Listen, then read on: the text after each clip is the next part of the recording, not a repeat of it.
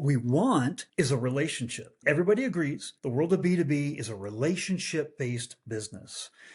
Build relationships early and learn outside of our lane. It's about building relationships and building reciprocity in that relationship and trust in that relationship. That's what this is all about.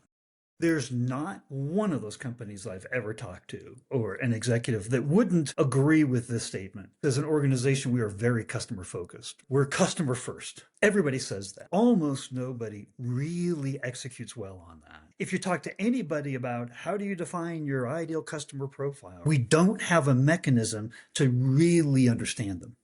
The voice of the customer, it has to do two things. It has to get in early. It has to help us establish relationships that are built on trust, as well as learn. How do we have long-form, meaningful conversations that aren't a pitch, but are more of a conversation between colleagues, between peers?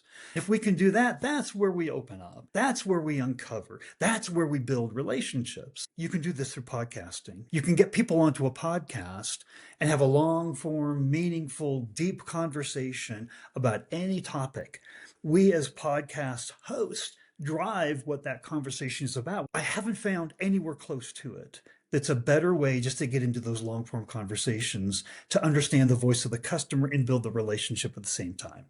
Put aside every preconceived notion that you have about podcasting right now. This isn't about reach and downloads and creating great blog posts. This is all about taking any relationship that is important to building your business and initiating that relationship or enhancing that relationship, whether it's a customer that is your biggest revenue expansion opportunity and bringing them onto the pipeline. The audience for this podcast is the guest. Everything else is icing on the cake.